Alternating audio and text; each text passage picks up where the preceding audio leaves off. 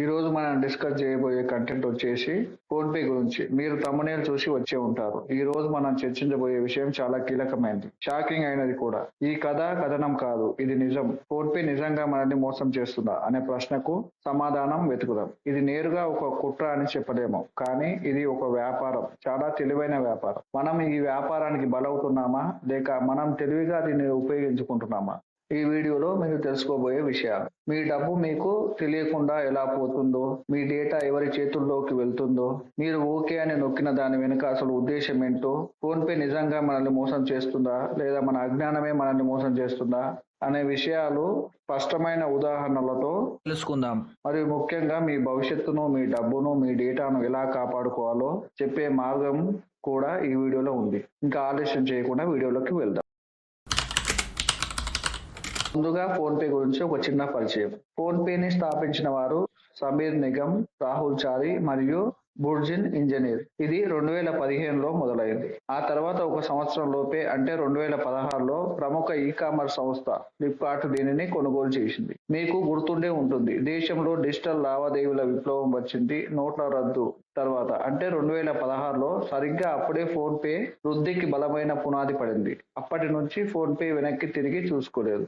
ఇప్పుడు phone pay ఎంత పెద్దదైందో చూడండి. ప్రస్తుతం ఇది 50 కోట్లకు పైగా వినియోగదారులను కలిగి ఉంది. రోజుకు 1 కోటికి పైగా లావాదేవీలను నిర్వహిస్తుంది. మీరు ఏ చిన్న కిరాణా షాపు దగ్గర నుంచి పెద్ద షాపింగ్ మాల్స్ దాకా ఎక్కడ చూసినా ఫోన్ పే స్కానింగ్ చేయండి అని బోర్డు కనిపిస్తుంది. ఇక్కడ మనం గుర్తుంచుకోవాల్సింది, ఫోన్ పే కేవలం ఒక డిజిటల్ చెల్లింపుల యాప్ మాత్రమే కాదు. ఇది కేవలం డబ్బులు పంపడానికి, స్వీకరించడానికి మాత్రమే కాదు. ఇది ఇప్పుడు ఇన్సూరెన్స్ అమ్ముతుంది, మ్యూచువల్ ఫండ్స్ లో పెట్టుబడులు పెట్టేలా ప్రోత్సహిస్తుంది, డిజిటల్ బంగారం అమ్ముతుంది, రీఛార్జీలు, బిల్లు కట్టడం, ఫాస్ట్ ట్యాగ్. ఒక్క మాటలో చెప్పాలంటే ఇది ఒక సూపర్ యాప్ అయింది. అయితే ఇదే అసలు సమస్యగా ఇప్పుడు మారింది. ఇది ఎంత పెద్దదిగా పెరుగుతుందో అంత లోతుగా మన జీవితంలోకి ప్రవేశిస్తుంది. ఇప్పుడు మనం చాలా ముఖ్యమైన విషయానికి వద్దాం. మీ డబ్బు మీకు తెలియకుండా ఎలా పోతున్నాయో తెలుసుకుందాం. మీరు ఎప్పుడైనా గమనించారా, మీరు 398 రీఛార్జ్ చేసినప్పుడు మీ ఖాతాలోంచి సరిగ్గా 398 మాత్రమే పోవాలి కదా, కానీ అలా వెళ్లకుండా మనకు ₹2 కన్వీనియన్స్ ఛార్జ్ అని వాడు వేయడం జరుగుతుంది. అలాగే మనం ఫాస్ట్ ట్యాగ్ రీఛార్జ్ చేసుకున్నప్పుడు దానికి ఇంకా ₹1.25 జమ చేసి మనకు కట్ చేయడం జరుగుతుంది. అలాగే డిజిటల్ బంగారంలో మనం ఇన్వెస్ట్ చేసినప్పుడు GST రూపంలో ₹2 చొప్పున కట్ చేయడం జరుగుతుంది. ఈ విధంగా మన దగ్గర నుంచి అతను ₹1, ₹2 దగ్గర కట్ చేసుకోవడం జరుగుతుంది. ఇవి చిన్న చిన్న మొత్తంలా కనిపిస్తాయి. రోజుకు ₹1, ₹2 లేదా ₹10 మీ దగ్గర నుంచి పోతున్నాయి. మీకు బహుశా ఇది పెద్ద విషయంలా అనిపించకపోవచ్చు. అయ్యో, ₹1 కదా, పోతే పోయింది అనుకుంటారు. కానీ ఈ చిన్న చిన్న మొత్తాలు అన్ని కలిపి ఆ కంపెనీ ఖాతాలోకి కోట్లలో చేరుకుంటాయి. దీనిని వారు కన్వీనియన్స్ ఫీజు అని పిలుస్తారు. ఒక్కసారి ఊహించుకోండి, రీఛార్జ్లపై ₹1, ఇన్సూరెన్స్లపై ₹2, వ్యాలెట్ లో డబ్బు జమ చేసినప్పుడు ₹3. ఒక్కొక్క వినియోగదారుడి నుండి రోజుకు సగటున ₹5 కట్ చేసుకున్నట్లయితే ఫోన్ పేకి ఉన్న 50 కోట్ల మంది వినియోగదారుల నుండి ఎంత వస్తుంది? అక్షరాల 100 కోట్లు ఒక్క రోజులో. ఇది నిజంగా ఆలోచించదగ్గ విషయం కాదా? మన దృష్టిలో ₹1 తప్పు పడిందేమో అనుకుంటాం, కానీ అది ఒక భారీ ఆదాయ వనరుగా మారిపోతుంది ఫోన్ పే వాళ్లకు. ఇప్పుడు మనం మరింత లోతైన విషయానికి వెళ్దాం. మీ డబ్బుతో పాటు మీ డేటా ఎవరి చేతుల్లోకి వెళ్తుందో తెలుసుకుందాం. మీరు ఫోన్ పే యాప్ డౌన్లోడ్ చేసినప్పుడు మీరు కొన్ని పర్మిషన్స్ ఇస్తారు. అవి మీ కాంటాక్ట్స్, మీ లొకేషన్, మీ స్టోరేజ్, మీ మెసేజ్లు, మీ ఫోన్ లో ఇన్స్టాల్ చేయబడిన ఇతర యాప్లు.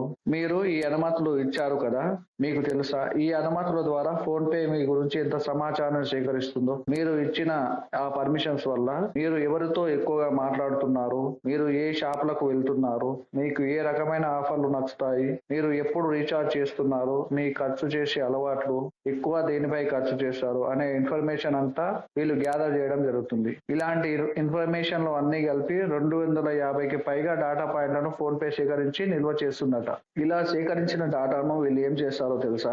మీకు నచ్చే విధంగా మీకు పర్సనలైజ్డ్ యాడ్స్ చూపించడానికి, అలాగే మీకు క్రెడిట్ కార్డు, ఇన్సూరెన్స్ పథకాలు సూచించడానికి ఉపయోగించడం జరుగుతుందట.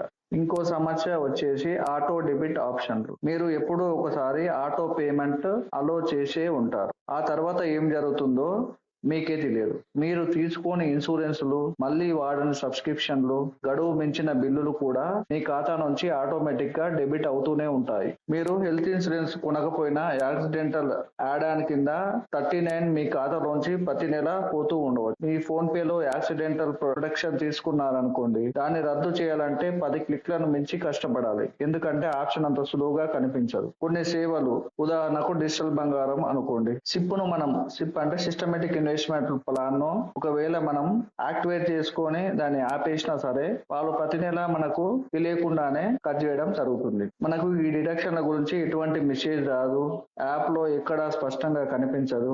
రిఫండ్ ఆప్షన్ చాలా కష్టంగా ఉంటుంది లేదా ఉండకపోవచ్చు. ఒకవేళ డబ్బు పోతే కస్టమర్ సపోర్ట్ లేకపోవడం వల్ల ఎవరిని అడగాలో కూడా తెలియదు. ఈ విధంగా రోజుకు 5 కోట్ల నుంచి 10 కోట్ల రూపాయల వరకు వారి ఖాతాలోకి ఎవరికి తెలియకుండానే వేసుకుంటున్నారు. ఇది వినియోగదారుల తెలియనితనం నుంచి వచ్చే లాభం.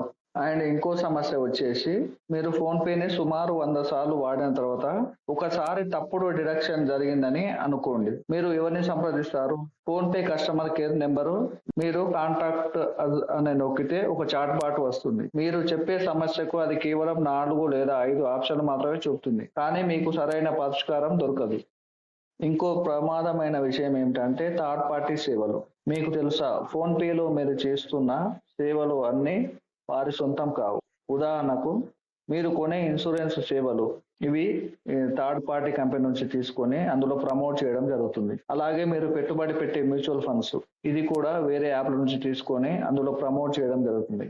అలాగే మనం కొనుక్కునే డిజిటల్ బంగారం కావచ్చు, ఇవైనా ఇతర సంస్థలను తీసుకొని అందులో ప్రమోట్ చేయడం జరుగుతుంది. అలా ప్రమోట్ చేయడం ద్వారా కూడా ఫోన్ పే వారు డబ్బులు పొందడం జరుగుతుంది. ఇంకా చివరగా, మరి ఇంతకీ ఫోన్ పే మోసం చేస్తుందా అని అంటే, ఈ ప్రశ్నకు సమాధానం అవును అని చెప్పవచ్చు. కానీ అది చట్టబద్ధమైన మోసం. మన అజ్ఞానాన్ని, మన సౌలభ్యాన్ని వినియోగించుకొని లాభం పొందే ఒక తెలివైన వ్యాపార వ్యూహం ఇది. మన డబ్బు పోతుంది కానీ మనమే ఓకే అని అంటాం. మన డేటా అమ్ముతారు కానీ మనకేం తెలియదు. మనం తప్పు చేయలేదు కానీ మనం తగిన జాగ్రత్తలు తీసుకోకపోతే ఫలితాలు తీవ్రంగా అనుభవించాల్సి ఉంటుంది. మరి వినియోగదారుడిగా మనమేం చేయాలి? ఇంతకు మనం ఫోన్ పే వాడకూడదా అని ఆలోచిస్తున్నారా? సరైన జాగ్రత్తలు తీసుకుంటే మీ డబ్బు, డాటా కాపాడుకోవచ్చు. మనం తీసుకోవాల్సిన జాగ్రత్తలు ఇక్కడ చూద్దాం.